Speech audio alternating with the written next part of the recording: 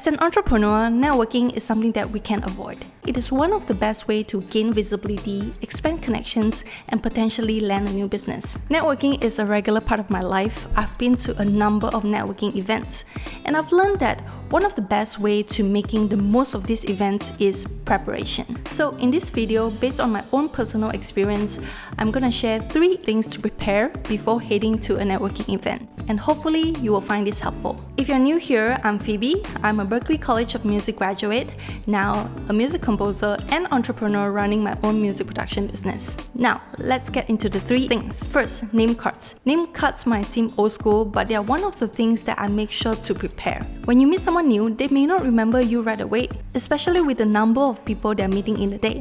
But when they get home and look through their cards, yours could potentially stand out. Let me share with you a personal story. I remember attending a very big conference. I think it was like more than 1,000 people. So I was giving out my name cards.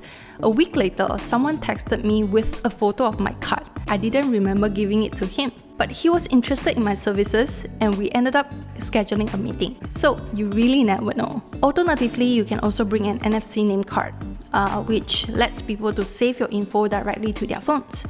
Honestly, I'm not a very big fan of NFC because once the info is saved in their phone, right, it tends to get buried and forgotten. Physical cards, on the other hand, are something they will physically hold and revisit. But of course, if NFC is more convenient for you, go for it. As long as people walk away with your contact info, that's what matters. So the second thing is a small gift related to your business.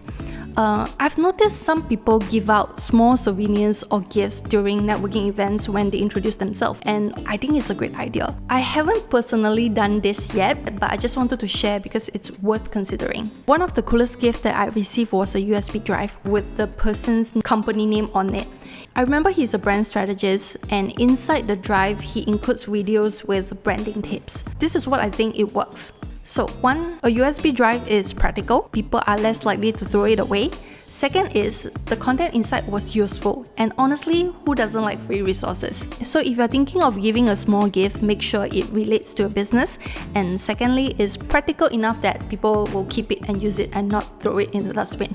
And next is, prepare a clear and simple introductions of what you do. This is very important because I used to think, right, why prepare an intro? I mean, I know my business, right? But trust me, when you're nervous or you're talking to people outside your industry, things don't always come the way you expect. Keep in mind that your introduction needs to be clear and simple. Don't keep it too broad because you might give the wrong impression. So here's what I experienced. In my early networking days, right, I used to tell people like, oh, I do music.